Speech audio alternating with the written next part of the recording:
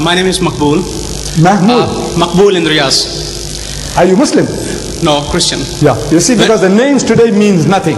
Yeah. You know, I tell you, most deceptive, most deceptive. Yeah. I have come across names, Major Nasir, you think he's a Muslim, and you're talking as a Muslim, but he's a Christian. He is the Adu Allah wa aduakum. The greatest enemy is trying to steal your children, but you think he's your brother. Ahlan wa sahlan. Go ahead. Okay, Makbul in Riyadh. Makbul. Yeah. Sir, when you opened your talk, you opened with derogatory remarks regarding those three gentlemen. A man of your stature, do you think it behoves? What rationale do you have talking about a fellow man like that? Then also... Well, wait. Yeah. You ask the question, one question at a time. Please, if you're going to deliver a lecture, I won't remember what you said. No, you made a comment, let me respond. Then you can make another comment. Is about my tone, about my voice, about what I say, sounds offensive. I says, whatever I'm talking is insipid, tasteless. There's nothing in it. Compared to your Lord Jesus, compared to Jesus Christ, the veritable Son of God, according to you, God on earth, how does he speak? He said, you generation of vipers, you snakes. He's talking to his people, the elders of his people. You wicked and adulterous generation, haram khor qawm. He's talking to his people. You hypocrites, you fools, you whited sepulchres. Am I right? Am I quoting correctly? Right. Look, compared to that, Ahmad Didat. Right, next question. Okay, I read in the newspaper the other day, only during this week, somebody called, supposed to be a Muslim scholar, said that St. Paul is Satan. I don't think any Muslim scholar or yourself would call anybody, any man from any religion whom we honor or they honor as one of the saints or as one of the apostles. You build Now, mosques. shall I answer that? Look, some Muslim scholar. I am not doubting your veracity. But what the Christians are telling my prophet, 60,000 books have been written against the Holy Prophet Muhammad. Do you know that? 60,000.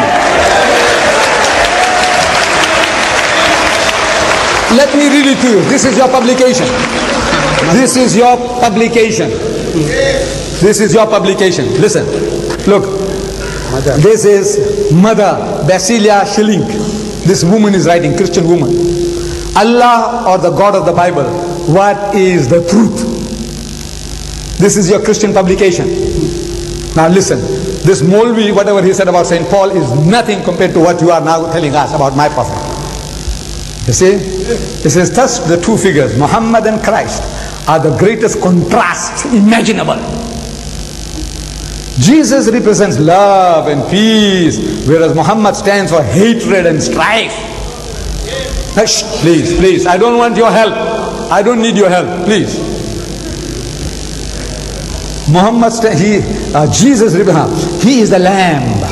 Jesus is the lamb. Garib Allah ki gaay, bakri bachka. He is the lamb. Muhammad, however, stands for violence. Having led wars, campaigns on behalf of the supposed message from Allah. Jesus is the embodiment of sacrifice. Indeed, sacrifice was the essence of his life. He himself became the essence, the lamb that was slain as a sacrifice for the world. Muhammad lived for his self-realization. Please, don't want to horrify people, waste your time. Look, Jesus, more than a prophet. This is what you're doing among the Afghan refugees. The Christians, poor people in trouble, maimed, crippled, amputated. There you take unfair advantage of them. Look at this. 15 Muslims of the Mujahideens, they tell how they found forgiveness, reason, new life in Jesus Christ. How did they do it? And the priest was saying, we don't go converting people. Who's doing this? Angels from heaven. Who's doing this? Look at this. Okay, sir. You speak about evangelizing. Look, the Great Commission. You. So you and the Muslims. You means the Christian. You. This is the Great Commission. What he says. Look at this. On the way to the cross, your ship, good ship, Logos, going and harassing my people all over the world. There are 100 books here. What you are doing to us, what we have done is God, what is my witness, is really nothing. Is insipid. You see?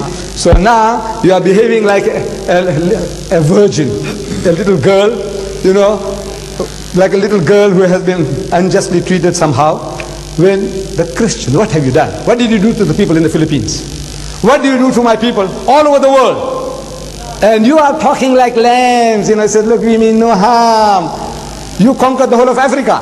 You conquered my nation here, this subcontinent, and you enslaved us for 150 years. No? You Christians, no?